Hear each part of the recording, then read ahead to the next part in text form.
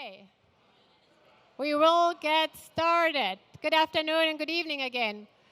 Welcome to our third annual PechaKucha. Now you may wonder what the name PechaKucha means. PechaKucha, I was told, is Japanese for chit-chat.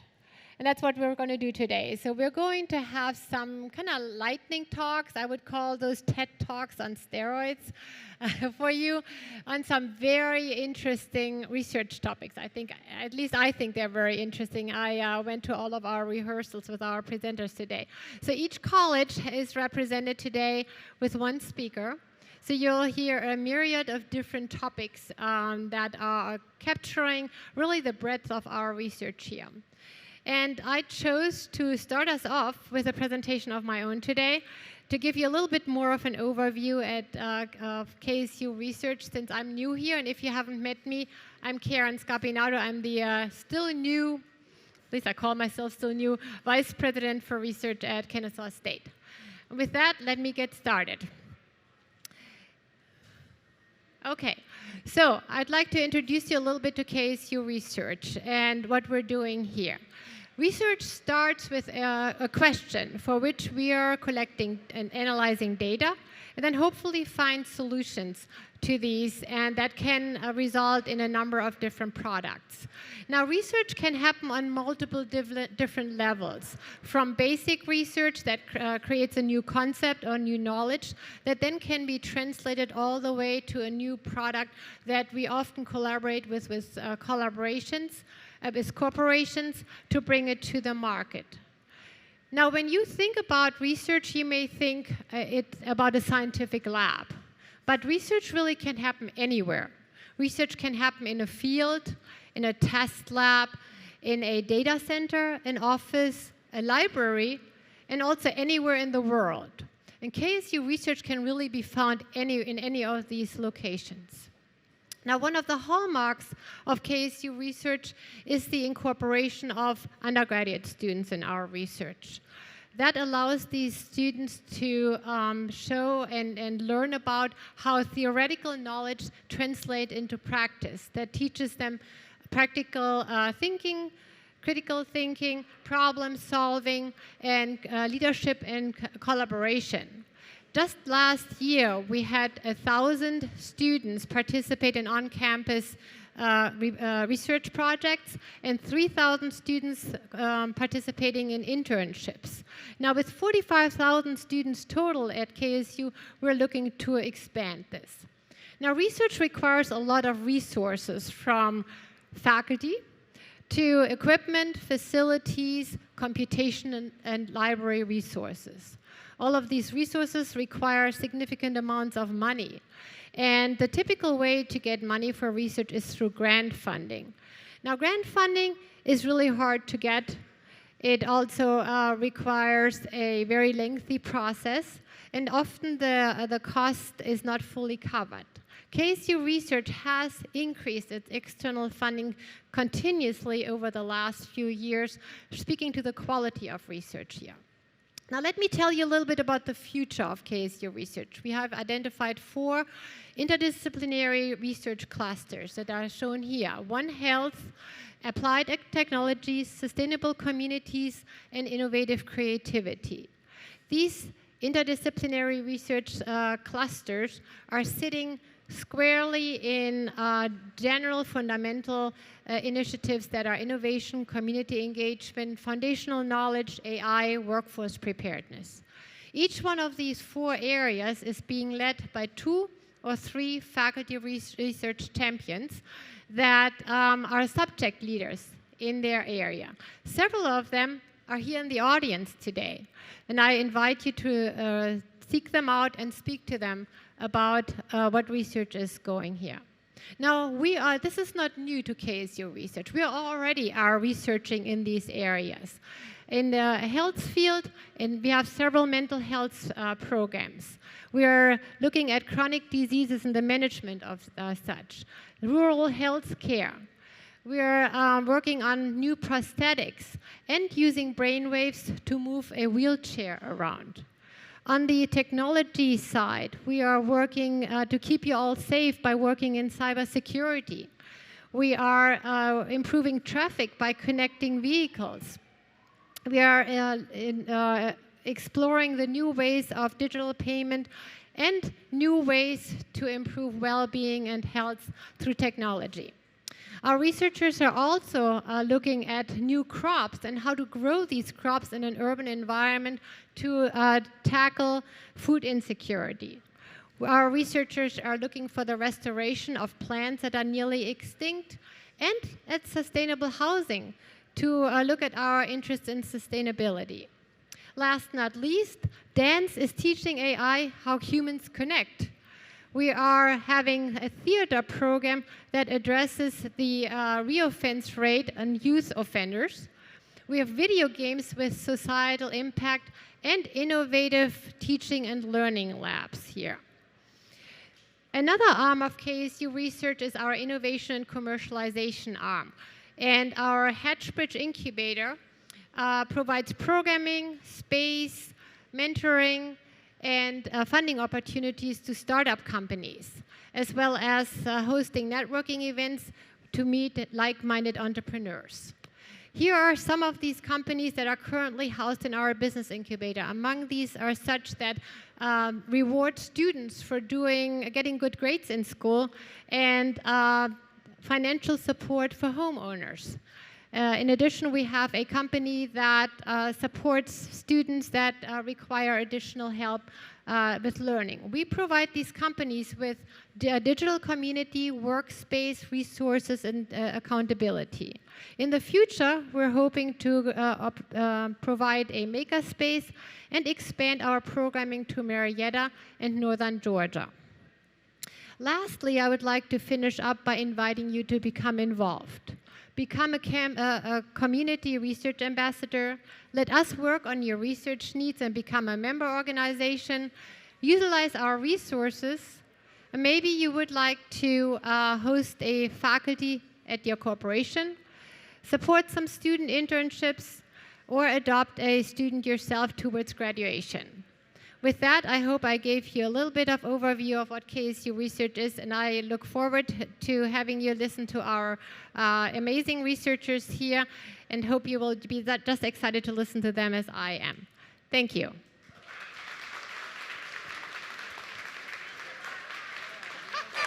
right, you nervous? Sure. Are those your worms? All right, and since I'm also the MC today, I'm going to introduce our first speaker, which is Dr. Brian Moore, who's the director of the Ames Center. Thank you. That is hot. Okay, I'm going to stand over here. That way I can eyeball the people talking in the back. I see you.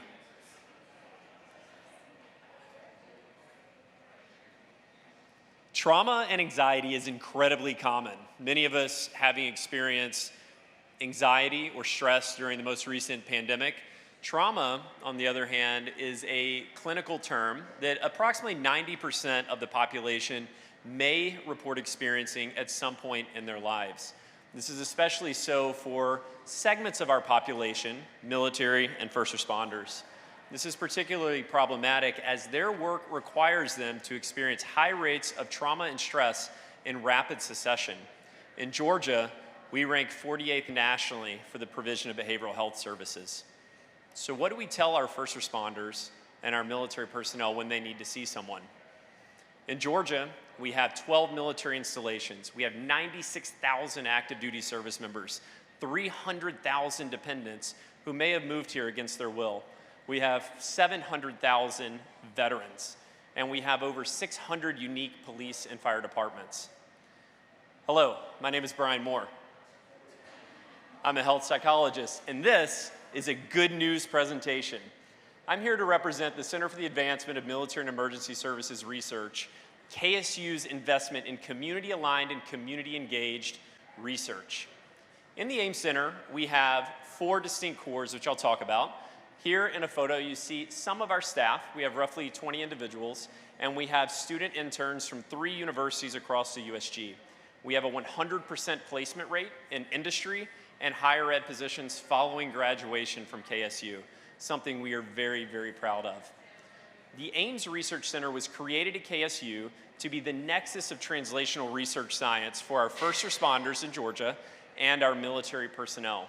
What that means is when people think, how do I get care to individuals where they need it, to individuals who are exposed to high rates of trauma and stress, I want them to think of us. Obviously, with only 20 staff and faculty collaborators, I can't be everywhere. So we leverage our infrastructure. We have a community engagement core, which you'll hear more about.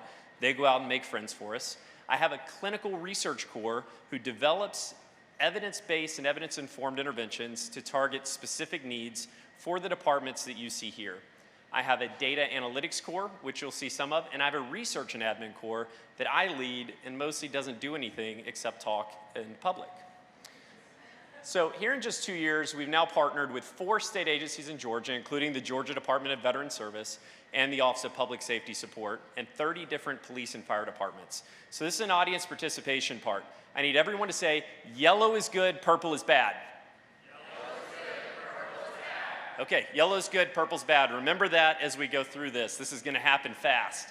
So most of our research has been funded to identify hotspots of suicidality in Georgia. Suicide, no good. Suicidality are the factors that lead up to a suicide. So what you're going to see on most of these slides are heat maps of data we collected over the summer in 134 of 159 counties in Georgia. You can see suicide is not our major problem here, which makes me think, what should we be focusing on?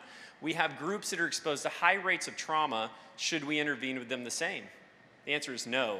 In our first responder groups, we see high rates of substance abuse. That's something our clinical research core can tackle. So we work with them to develop these interventions. Not a problem for our military personnel. Similarly, chronic pain is not reported at high rates for our military personnel.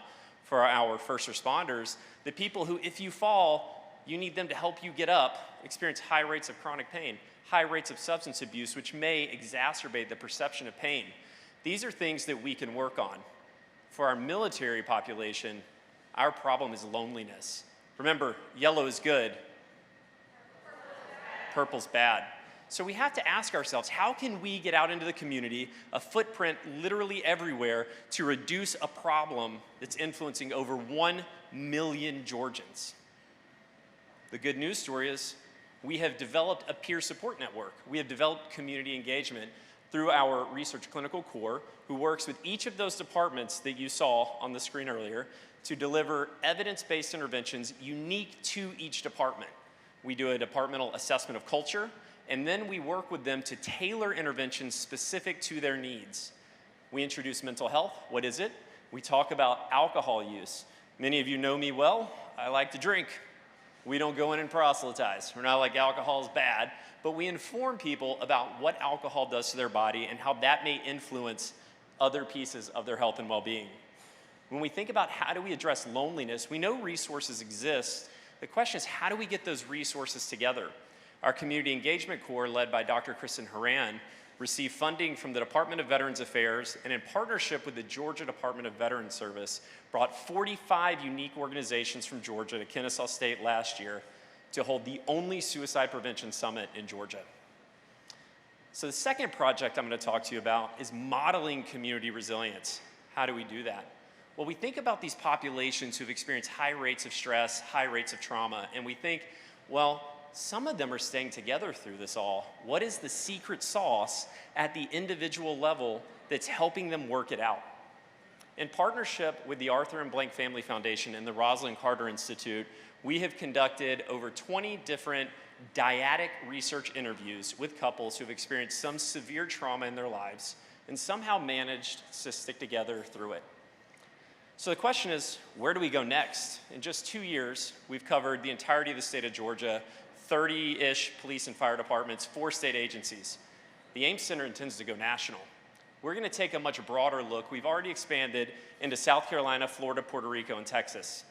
But what we don't want to do is forget where we've come from. We don't want to forget our investment, our involvement in our community. One project that's worth highlighting here is our student veteran population at KSU. Currently, Kennesaw State is the only school in the USG with a veterans counselor, and that funding runs out next month. If anyone's interested, Happy to talk about it.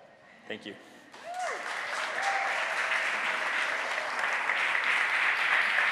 Fantastic. Thank you, Brian. As you can hopefully tell, our research does have public impact. I invite you to talk more with Brian if you have an interest in his topic. Next up is Whitney Preiser, who will talk to us about a very different topic. Yes.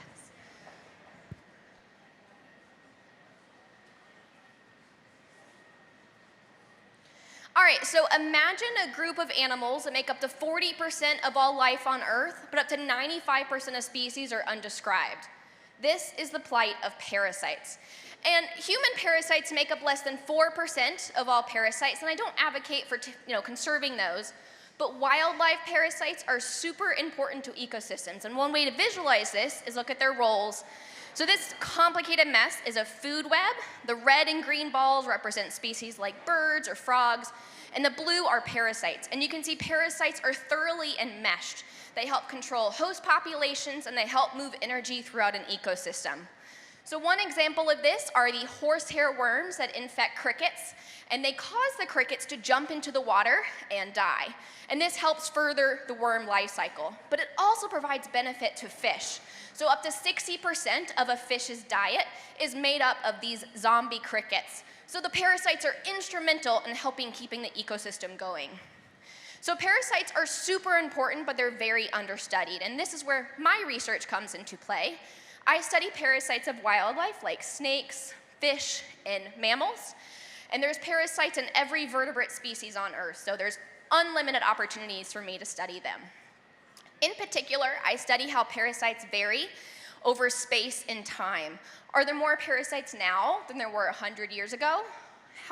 Where are parasites more common?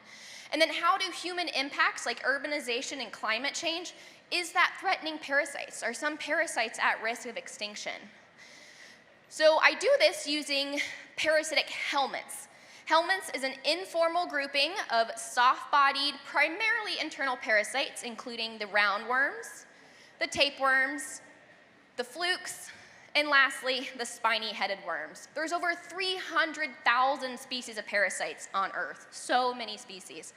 And I've studied them in the rainforest of Costa Rica, up to the tundra of Canada. And now I'm in the wonderful state of Georgia here at KSU. Now, I mentioned I time travel. I can't obviously really time travel, so how do I do it? Well, I turn to an unlikely source. I use natural history museums as a basis of my work. There are billions of plant and animal species in natural history museums around the globe, and they have centuries worth of data. So they tell us how things were in the past, they can help us compare to how things are now, and then we can even predict future conditions in ecosystems based on what we know has happened previously.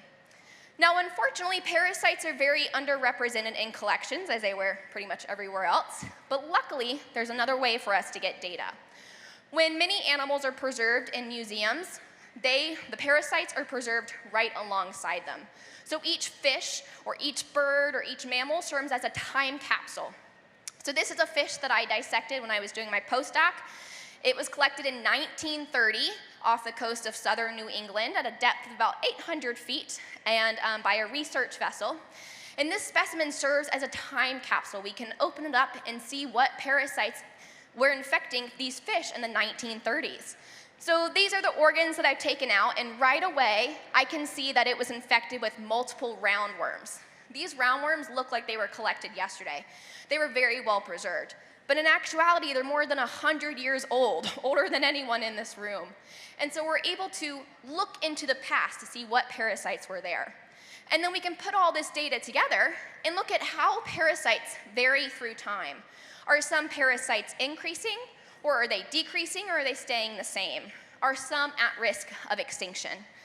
This is what I help us figure it out, and we do find that actually some parasites are in trouble. So I compare these data with things like sea surface temperature to look at how climate change may be impacting parasites. And we find actually climate change is threatening them. We see a 38% decrease in parasite populations with every degree increase in sea surface temperature. And this is not a good thing. So here at KSU, we have a collection of about 2,000 fish, and I brought some with us. And they were collected in Georgia between 1999 and 2016.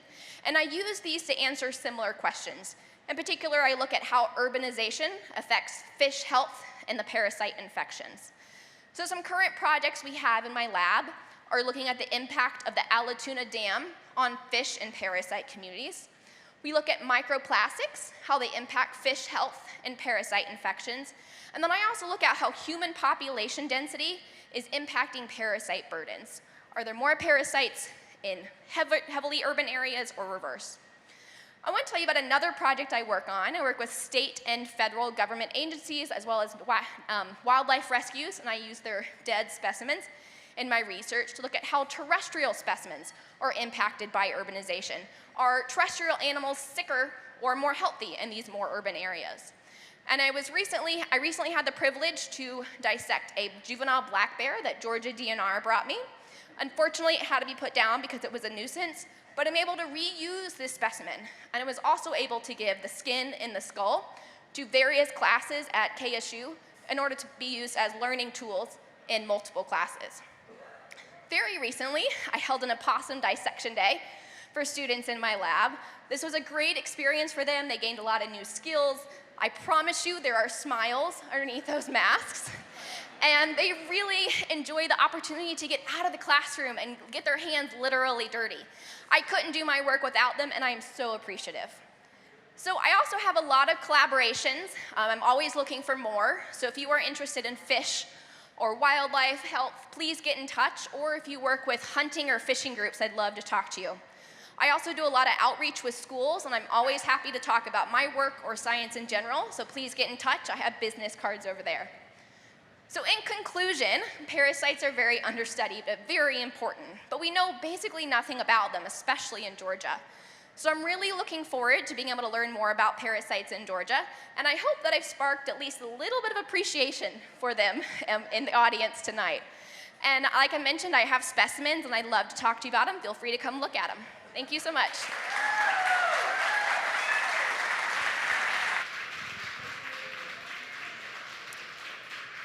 Thank you, Whitney. And as Dr. Preiser was saying, if you'd like to see some real specimens, come over here and look at them. All right, we're switching gears again. I bet many of you have heard about AI, artificial intelligence, which is really a buzzword out there. So the next topic will somewhat deal with that. Dr. Bhattacharya. Good evening, everyone.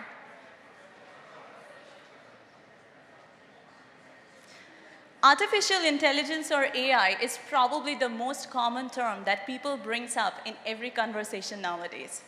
But the question is, should we be scared of AI or we should embrace it? For all the confused owls here tonight, believe me, you're not an exception. Humanity has faced this kind of fear in the past as well, like with the nuclear energy.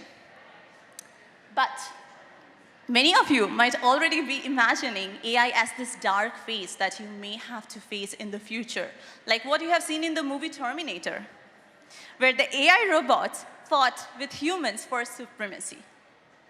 But trust me, in reality, the human and AI interaction is going to look like my friends from Star Wars. You can see the two AI robots, C-3PO and R2-D2, who help humans with their everyday task, from translating language to navigation. But reaching this level of technology is easier said than done. There are many challenges in designing AI algorithm. Much of it is ethical, like how to implement these kinds of tools in our regular lives. But most of it is purely technical. For example, explainability. We still don't understand why AI algorithms suddenly behave in a different way in specific scenarios. Second is biases. We need to really make sure that the algorithms are not trained with biased data sets. Otherwise, they will reflect our biased world. So we want the AI to work with us. So in very simple words, we humans are developing these AI algorithms so that they can work with us as teammates, not competitors, so that we can build this beautiful world of human autonomy teaming. but this is not an easy task. But this is where my work comes in. My research lab, Neuro Interaction Innovation Lab, specializes in the interface of human and AI. We host students from different disciplines, electrical engineering, computer science, data science, and from different levels, undergraduate, master's, and PhD, who work together in this space. Now, personally, I started using AI algorithm in the autonomous driving space 6 years back. My background is in neural signal processing, and I started implementing these algorithms for driving, for predicting different events outside the car. Soon, I received my first funding in the year 2020 from the US Army. And I got the opportunity to work in the human autonomy space. We developed our first algorithm which understands the brain signals of human soldiers and predicts events outside the autonomous combat vehicles of the Army. We further developed this algorithm into a multimodal fusion model, where we not only fused brain signals, but we also started fusing signals from muscles, eye, heart, and skin. And together, it can accurately predict events and make decisions in real time for Army. And this is one of our novel discovery. So we wanted to understand how human body reacts to different events.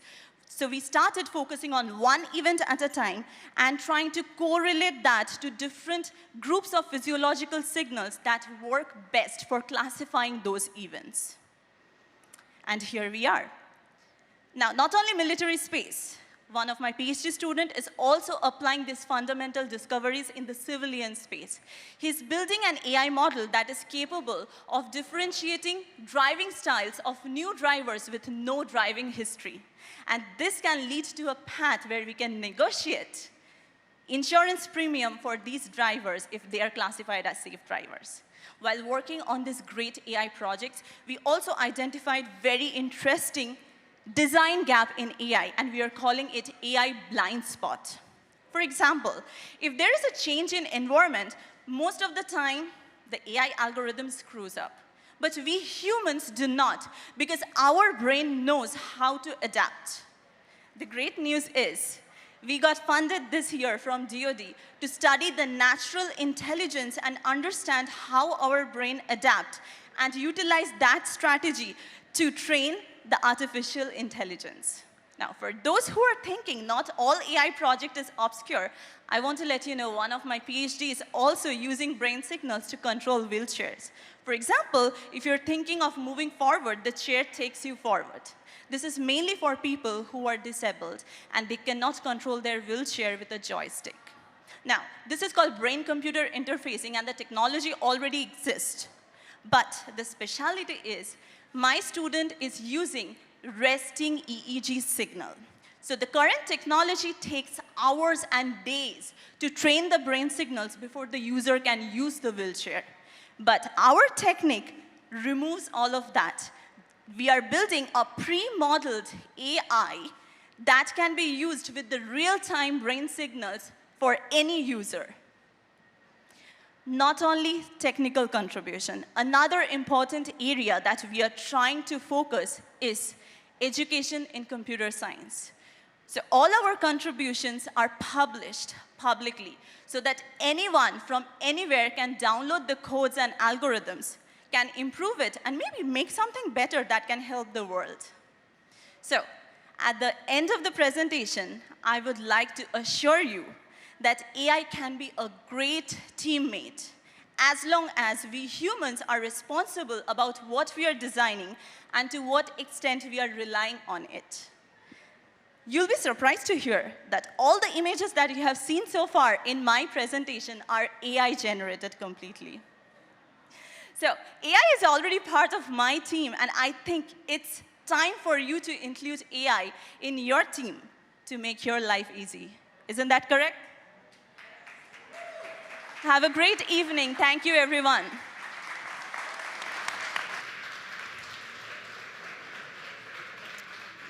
Thank you, Sylvia. Very exciting. And what we thought was science fiction not too long ago is reality now. Okay, we are switching gears completely again. We have the state of Georgia's chief forensic scientist with us, who's going to talk about her research at KSU. Hi, everyone. I just had a baby, so I really needed that beer. So sorry about that. So who here watches true crime? Anyone, a few of you? Okay, my job today is to provide you with a little bit of the true behind the true crime and tell you about the communities of folks that are invested in their forensic science to give you and your loved ones some peace when someone's gone missing or murdered. As someone who's been scrutinized by these podcasts and these TV shows, I know intimately how research is important to this. My job is very public-facing. I'm a forensic anthropologist, which means my job is to provide you with your identification and figure out what happened to you should you end up in a clandestine grave or a suspicious ending, shall we say. My job is to identify bones, both human and animal. And with this comes this boom in true crime entertainment, comes this boom of students that are interested in getting into this field. Well, that's great, but now everyone's an expert, right? You all watch it. So my job then at KSU is to start right in the classroom and make sure these true crime experts actually know what it takes to get in the field. So we teach them about the bones, and we take all the sexy and exciting stuff out of it. We make it tedious, we make it scientific, we make it validated, we make sure that they know that what happens on TV isn't happening in real life. But at some point you have to get your hands dirty, right? So we built a body farm at the KSU field station. This is the Forensic Anthropology Field Lab, where we use pigs as proxy cadavers because they're anatomically similar to humans in clandestine graves for students to excavate. This is our boneyard where we have 18 graves buried.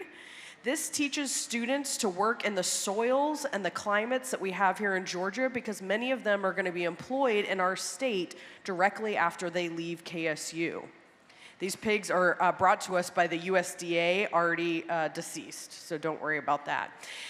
The climate and environment in Georgia is pretty specific, so we want students to have exposure to the stages of decomposition to learn how quickly something decomposes once it's been put outside, whether it's a pig or a human, and then to have training in the types of forests and pine regions that we have in our state. We also expose students to the technologies that allow them to detect graves, like ground-penetrating radar and soil probes. Actually, my colleagues and I just applied yesterday for an NSF for a 3D ground-penetrating radar device that will run over the ground and show us what's buried underneath. Students also learn the tedium of mapping and documenting crime scenes. That would be way too boring for TV, so they never show that part, right? That you wouldn't want to watch that, and I wouldn't either. But students learn how meticulous you need to be so that a crime scene is not compromised and thus your case doesn't get thrown out of court. So we've done a great job of training these students, and isn't that great? We've got all these 22-year-olds that are ready to go into the workforce. Except, what about the people that are already working in the workforce in this field? What about our current forensic scientists? I've worked all over the state and the 153 of the 159 counties that the GBI serves, and we realize that our current crime scene investigators don't have access to local, cheap, community-based training that meets these high standards. So we created what we call Forensic Fridays, because it's fun, cute, of a name, but they get the same classroom training. They come to KSU, they learn the bones, they go out in the field, they learn the exact same methods so that all of our investigators across the state are now speaking the same language. So even if you have different departments, different agencies from different levels working the same crime scene, they've all been trained together. To date, we've trained individuals from 34 different agencies across the state. These are folks that would have never interacted in real life. These are medical examiners, they're crime scene detectives, they're homicide detectives. They have training of their own, but they're never working together. Then we figured out we could take the bone show on the road. So we pack up all the bones and we go to professional training conferences, and we have KSU students who have already learned this information, training these professionals. You remember this image? They're doing the exact same thing that they already had in the classroom, but they're giving it to our professionals. It also allows them to kind of rub elbows with those professionals outside of the classroom. This is a real crime scene. These Cobb County SWAT members are doing the exact same methodology for searching for a deceased individual in these woods that we were training our students in. Same thing for buried individuals, folks that have been buried after they've been murdered. Notice those blue tents? When our students come out the door from our training, they're using the exact same equipment and the exact same methods that the professional is using. So we've built this infrastructure of communication and community between students and people already working in the field so that any one of them can go to a crime scene, say in a well, at the bottom of a creek, in a burned car, in a dumpster. It doesn't matter where, but you can use our methods and you're all speaking the same language across agency and across experience level. The other cool thing is that we get to do some applied research. So one project we did at the GBI was reanalyzing over 260 unidentified individuals, scanning them, collecting new data on them, in the hopes that new technology will help them be identified in the future, going back all the way to the 1960s. Most people don't know that collection exists. We take tiny bone samples from them and do forensic genealogy, which you may have heard about, forensic isotope analysis to figure out what you ate, where you lived, even the kind of water that you drank during your life to help identify these people potentially in the next 5 to 10 years. Now, if you watch something on TV, you watch it on Netflix, and you think about you may have heard of serial killers like BTK, who I'm now part of a large multi-state task force of 30 forensic investigators that are going to reopen some of those cases and identify new victims. When you watch your specials on TV, think about those of us that are doing kind of the dirty work behind the scenes. Thank you.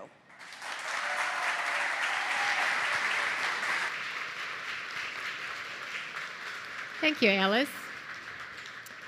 And if that hasn't convinced you yet of the breadth of KSU research and all the different things we're doing here, our next topic, I think, will do that. We're completely shifting gears again to talk about the power of music with Dr. Sherr.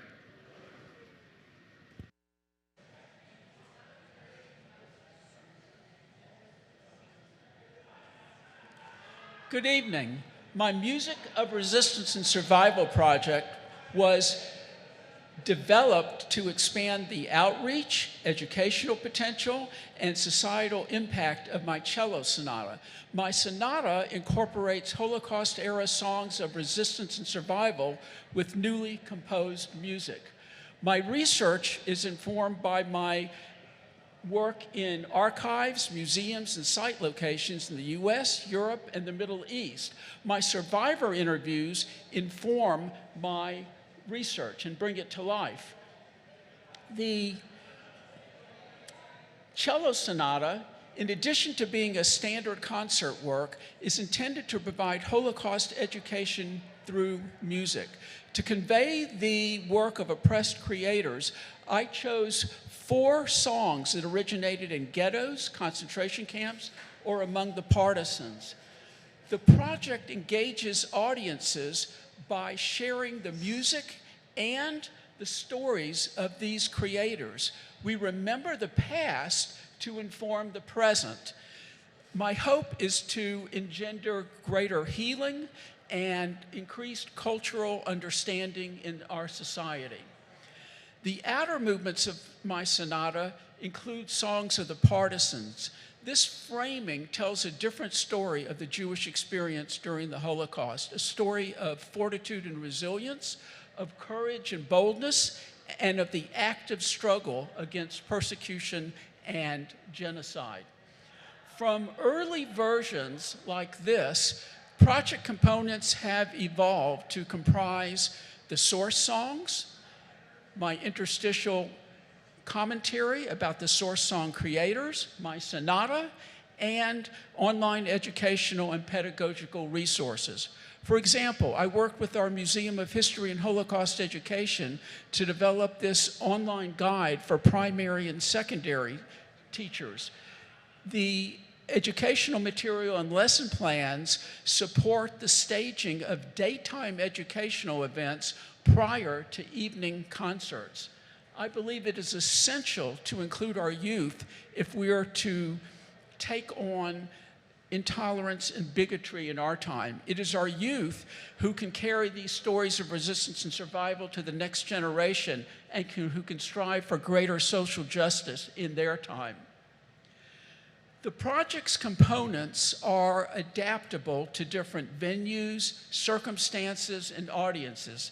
For example, my commentary can be translated into the local language when necessary. My sonata's first movement, titled Resolute, uses a song by Shmerka Kaczerginski. He was active as an educator and archivist in the Vilna ghetto. His emboldening Yiddish lyrics speak of survival and revenge, and indeed he participated in the liberation of Vilna in 1944. The second movement unfolds with a 1946 recording of Cantor Shalom Katz singing a prayer for the souls of the deceased.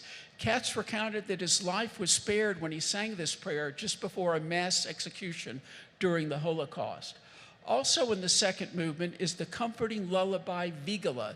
Ilse Weber wrote this lullaby while she was a prisoner in the Theresienstadt camp.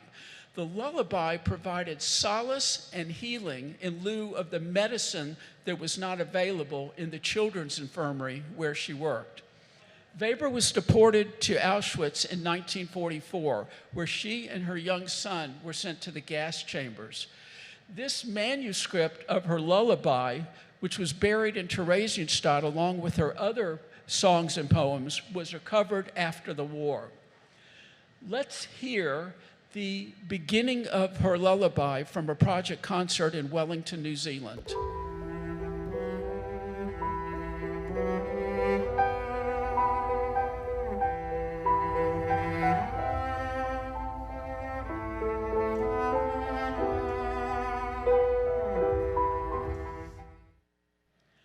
The third movement, Partisan March, uses a partisan song by Vilna poet Hirsch Glick. Glick's lyrics captured a sense of defiant optimism despite adversity and had spread across much of Europe by the end of the war. A survivor I interviewed provided insight into Glick, the ghetto, and the song. What would be the occasion that you would sing the song in the ghetto?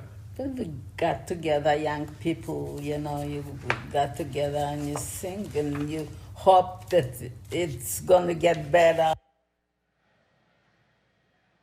Sag nicht keinmal, als du gehst dem letzten Weg, hat Himmel bleine verstellen bloße Tag. Komm.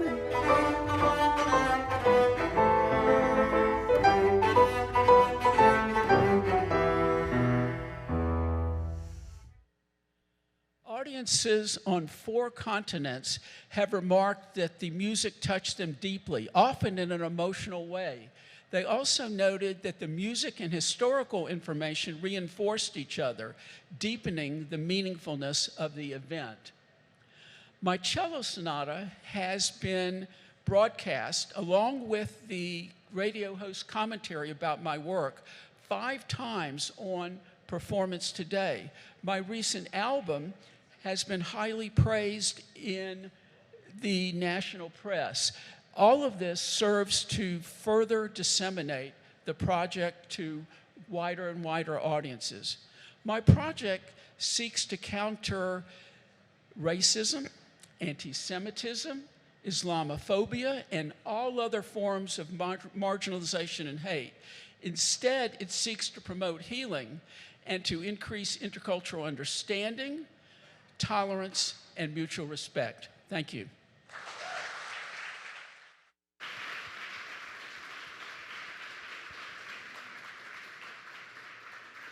Thank you very much, Laurence. Very moving.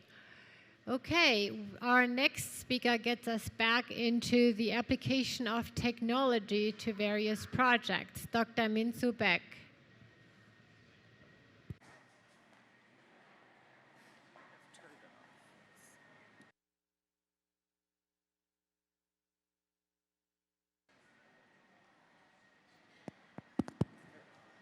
Thank you.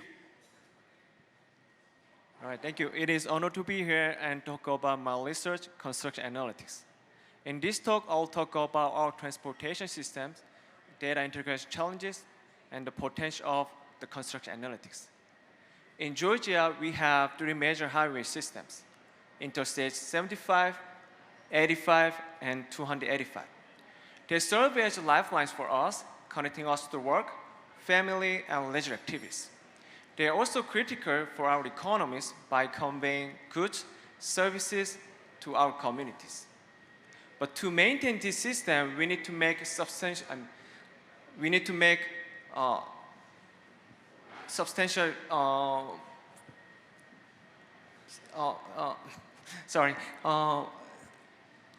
tremendous amount of money for this system. Okay. For instance, Georgia spent $34 billion into every year. Into this fund, we also make a substantial contribution as a taxpayer and user. But we still experience terrible traffic. Imagine your daily commute on I-75. Often disturbed by bottlenecks and accidents. Not surprisingly, Atlanta is one of the top 10 cities with worst traffic.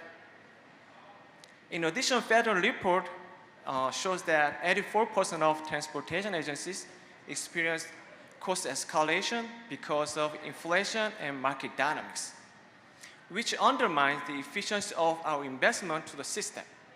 So we need to make better decisions to enhance the efficiency of our investment. To make better decisions, we need to utilize experience and knowledge from historical projects. But consolidating the past project information is not an easy task, because one of the key factors is the construction project involves multiple entities, which leads to fragmentation and dispersion of data. But consolidating information is very important to bridge information gaps effectively. In addition, transportation projects are typically large and complex, has longer duration, which undermines the efficiency of our project systems. And it is important to collect all the information throughout the project lifecycle. Moreover, project information has various forms, can be structured or unstructured forms, and they are stored in different file types and stored in different platforms. With these challenges, we need to apply construction analytics to connect the data and consolidate information for our transportation system. So construction analytics is a valuable tool because it connects the data and identify patterns and uncover any insights from the data. So my research primarily centers on three key areas: collecting data from historical projects and consolidating data from diverse sources and applying analytical tools to get reliable insights. So first, I collect data from historical projects from different databases, such as project management, field survey, and bid databases. They are in different formats, so I need to conduct text analysis to transform the data into structured data. And then I have created integrated database with the data from diverse sources, and it is a table format with the factors on projects, local highway, general construction, and economic conditions. This form is applied to analytical tools to analyze patterns and give reliable insights. And with the data, I conduct a linear and nonlinear regression, as well as machine learning algorithms to get reliable insights. For instance, I conduct a predictive analysis to explain the variation of construction costs with the potential factors. This study found that the importance of market variables collected from the public databases.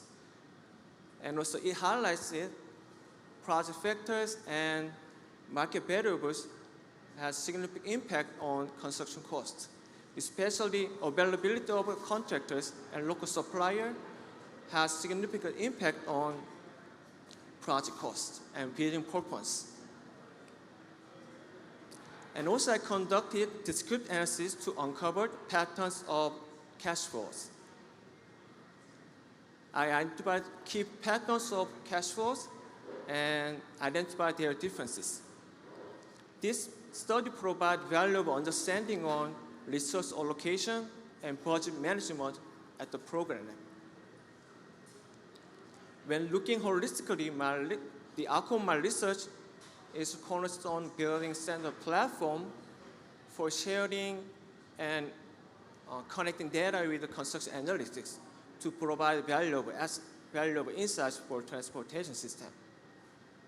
As we get more and more data, it is critical to apply statistical analysis and new machine learning algorithms to get better results and address emerging challenges, such as unexpected crises, market changes, and policy changes. And in the near future, I expect we will have more collaboration and information sharing with stakeholders, which provide more consistent and reliable data. Eventually, we will have valuable insight for improving the efficiency of our transportation system. Thank you so much for your attention.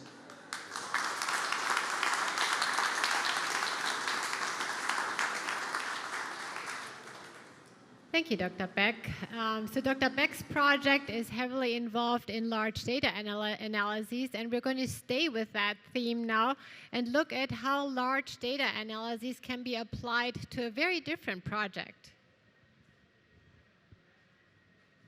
Well, good evening, everyone. Every year, a significant number of pregnancies will result in the babies being born early, a condition called prematurity. The World Health Organization reports that over 150 million babies were born preterm in the last decade.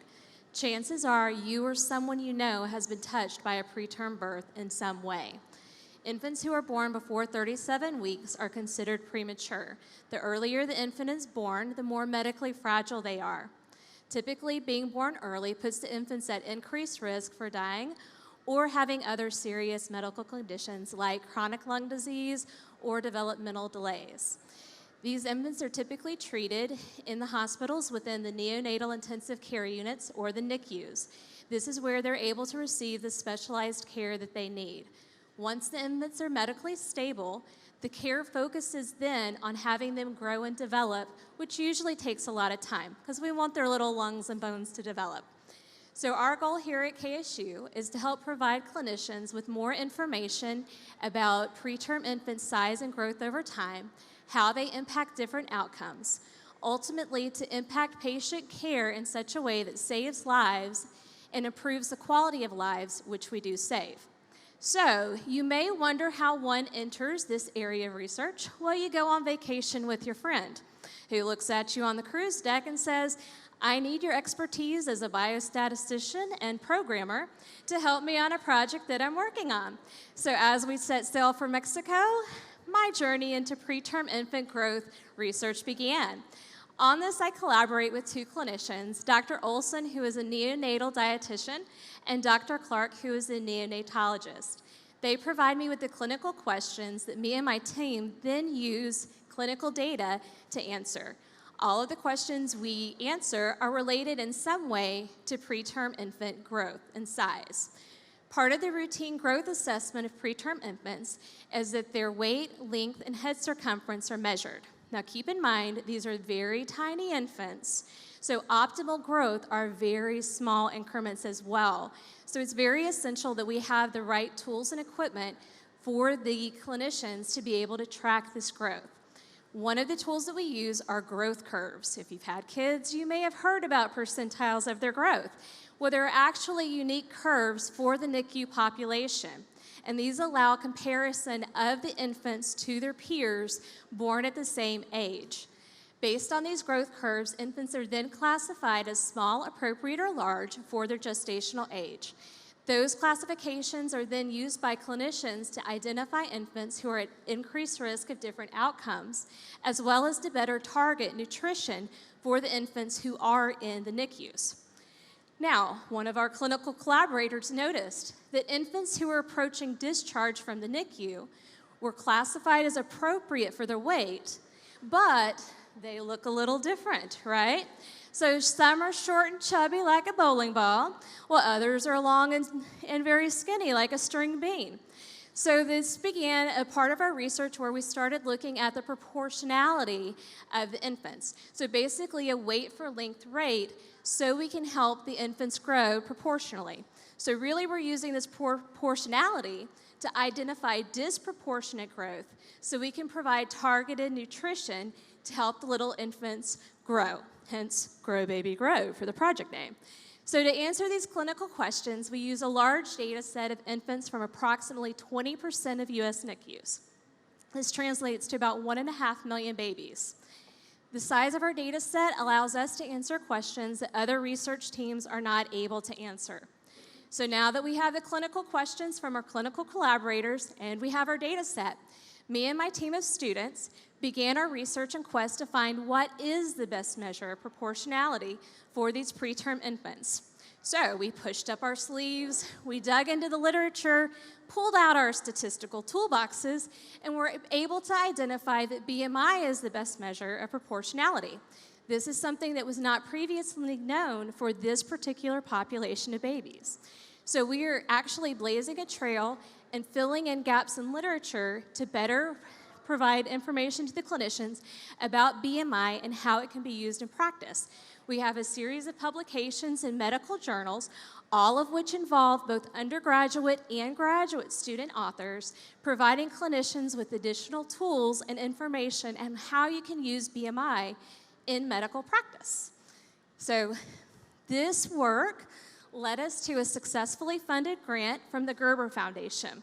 And we are looking at how these size classifications, small, appropriate, and large for age, for these different size metrics, weight, length, head circumference, and now BMI as the measure of proportionality, predict different outcomes. Our research team has been able to identify both maternal, or mom, and neonatal, baby, risk factors for predicting mortality and other serious outcomes associated with prematurity. Additionally, we provided clinicians with information on how BMI can be used in addition to weight and length in the initial birth assessment. So, together, me and my students are using data to impact care and change lives. A side benefit of this is that we're training the next generation of clinical researchers. They have the unique opportunity to work with a real, large, messy medical data set while collaborating with clinicians on real clinical questions. But they also work at lots of different companies, you may notice, not just medical companies. So we're not just impacting the care of infants and changing the lives of the students we work with, but we're also impacting our local community and beyond by training the students to work with you. So in conclusion, we're here are providing clinicians with the data and tools that they need to better understand preterm infant growth and how growth impacts different, everything about the infant's lives, right? So as we like to say in lab, grow, baby, grow.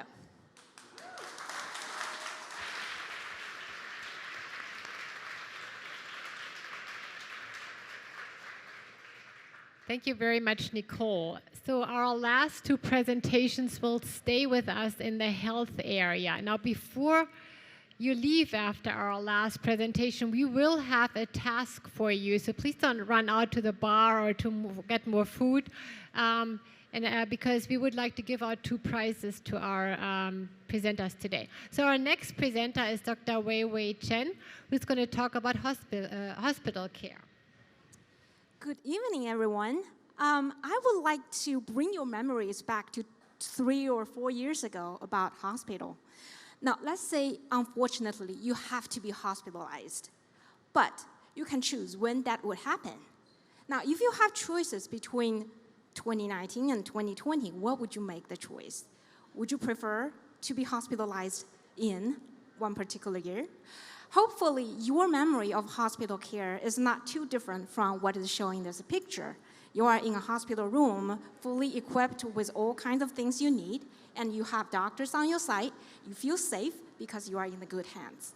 However, in 2020, things look quite different, right? Here I'm showing a COVID-19 patient in ICU room with doctors.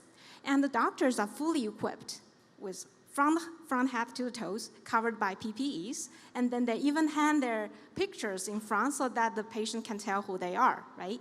There are many different things that are happening in 2020. And you, as a patient, would worry a lot of things. You worry that if you got COVID, can you leave the hospital alive? If you don't get COVID, would you catch COVID when you are in the hospital, right? In fact, a lot of people are actually thinking that way. So it turns out that in one of the New York Times news report in October 2020, it's asking, where have all the hospital patients gone? So this is surprising to see such a question, because on one hand, you see that the COVID-19 patients are flowing into the hospitals. On the other hand, there are some hospitals, there are some areas that they don't see the lines of patients in their hospital hall. And actually, this pattern is confirmed by data. And you see that this is a hospital admissions, and in the early years of the pandemic, it's going down quite a bit. Even though we see the increase of the COVID-19 patients, it still did not overturn the overall decline trend. This one is showing the hospital discharge. And even when we are tracing to 2020's third quarter, we still see that the hospital discharge is below the pre-pandemic level. And that brings a lot of questions, right? So why this happened? Why we see less patients in hospitals? Why some patients can skip hospital care? And what are the results of them? Actually, these are the questions that fascinate me. And this has actually set up my research agenda for the past few years. So if you are thinking about this a little bit more, you will notice that not everyone really have a choice, right? If you are a pregnant woman that is going to give birth to a baby, or if you have an injury or other kind of urgent and life-threatening conditions, you probably don't have a choice, right? You just go to the hospital, right? In fact, that is what is happening. When we are looking at the declines in the hospital patients, you will see that a large proportion is driven by the decline due to the non-urgent and non-life-threatening conditions. However, there is something surprising as well. It's because we not only observe these declines, we also observe declines in other patients. For example, emergency room visits for heart attack patients was declined by 23%. And for stroke, declined by 20%, as well as uncontrolled high blood sugar. So you are wondering, where did these people go?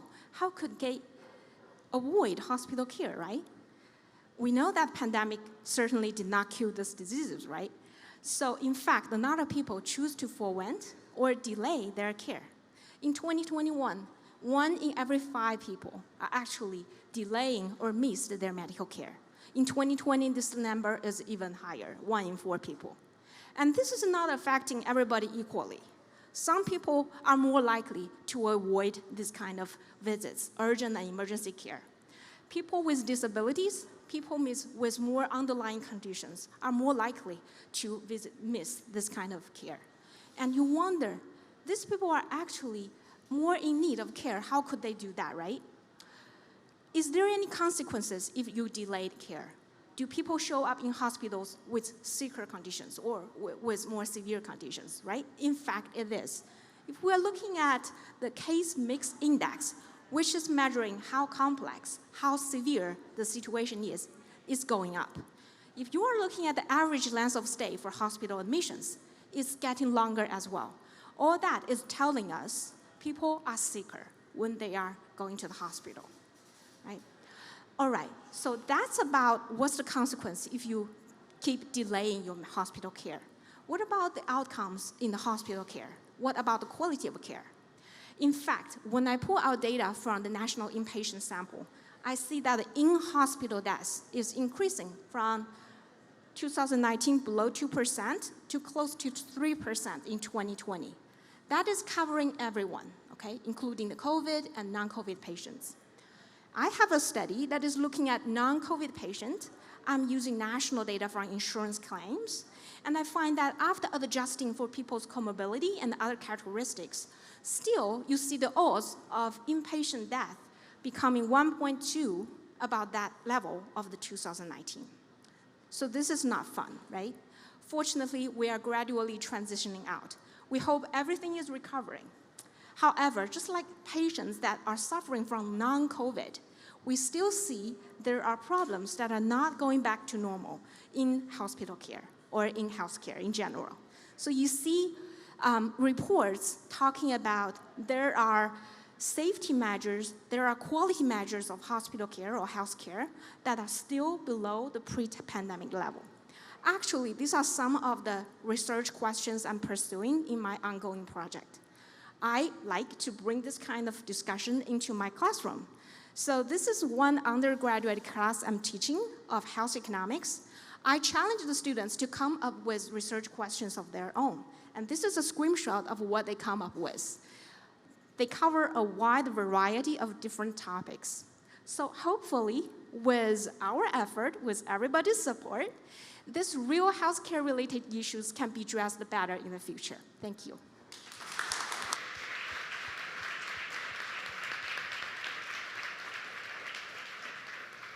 Thank you, Wei Wei. Okay, last not least, we all know that exercise has benefits. We all hear that constantly, right? Well, let us hear about the use of exercise to manage chronic disease. And again, please remember to stay because you have a task after our last speaker. Brian Klichevik.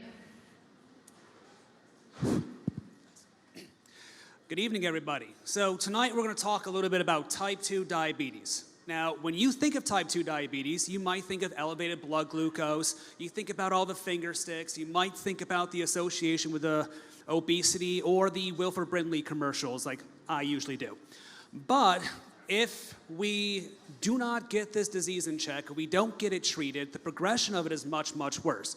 There's an 80% correlation with atherosclerosis, kidney failure, retinopathies that can lead to blindness, gangrene because we're eating, I didn't show you any of the images, but that can lead to amputations. So we want to get a handle on this. In Georgia, there are 1.2 million cases and there are 2 million pre-diabetes with no signs of this actually slowing down. As a personal health care cost, it's $9,600 a year for treatment. For business, they're losing $3.6 billion a year in the state of Georgia.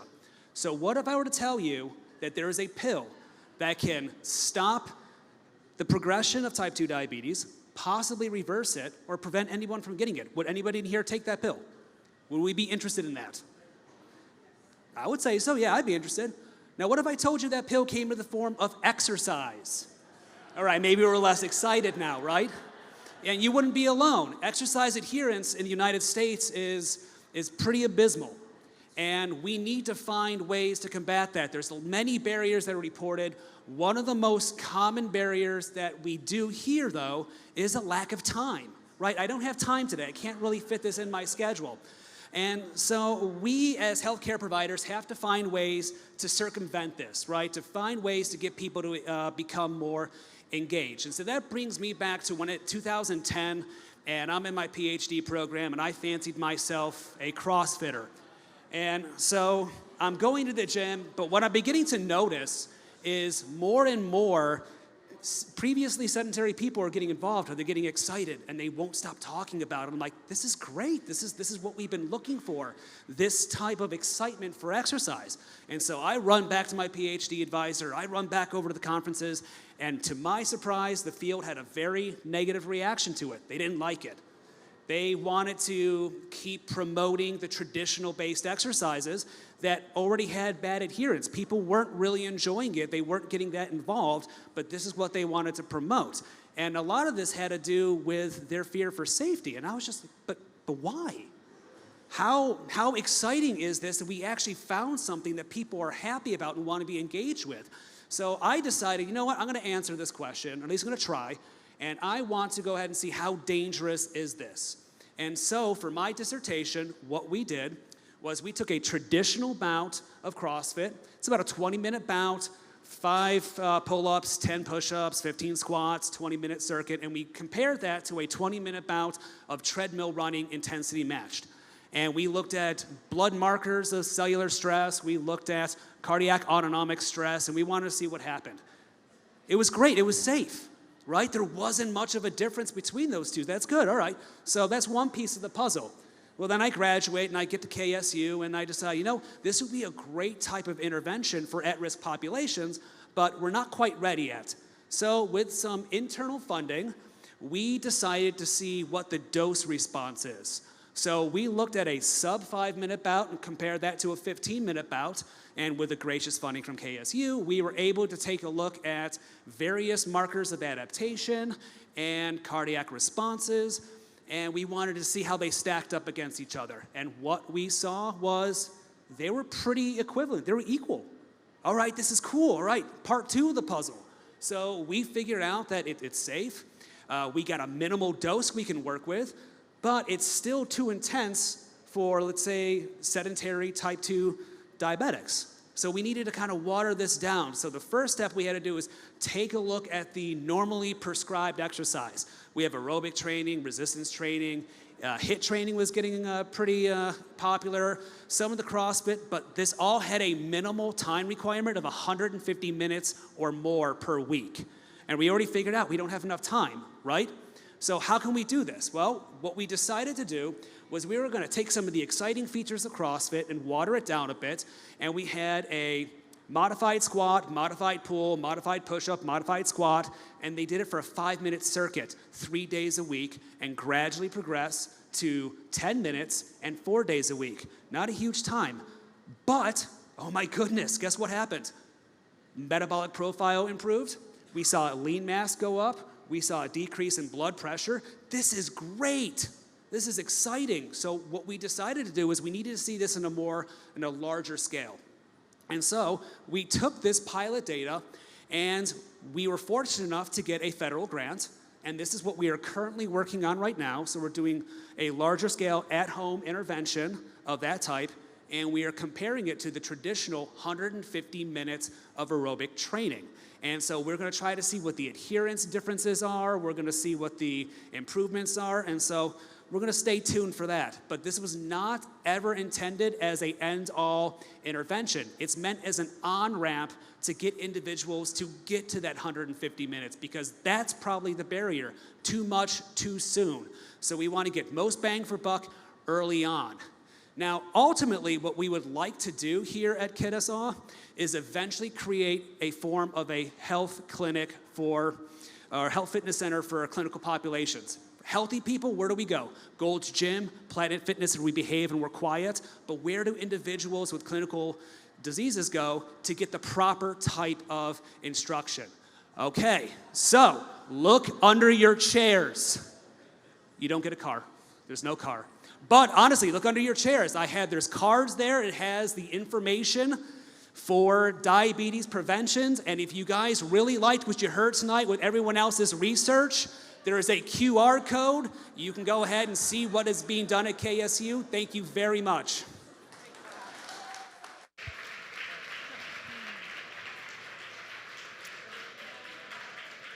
All right, and you also got some exercise looking under your chairs.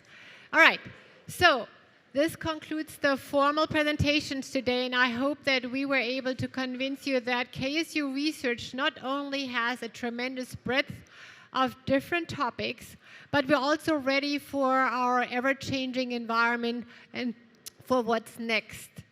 Okay, so before you go and enjoy the rest of your evening, we invite you to scan the QR code and vote for our speakers.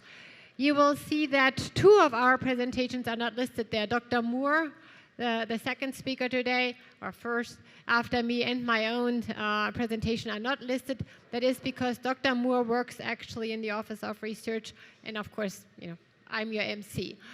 So please scan the QR code, vote for your favorite presentations. You will see your vote in 2 different categories, scientific merit and artistic value. we will announce the winner in about 10 minutes. Thank you. All right. So all of you who voted will have seen that we are giving out two different prizes. One for scientific merit and the other one for creativity. And those of you who have voted, thank you very much. The results are in.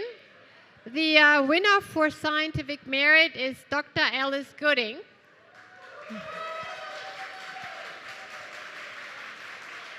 Our forensic scientist. And the winner for creativity is Dr. Laurence Sherr. Congratulations to both. They each received $2,000. Thank you very much. Thank you for coming. I hope you enjoyed our presentation.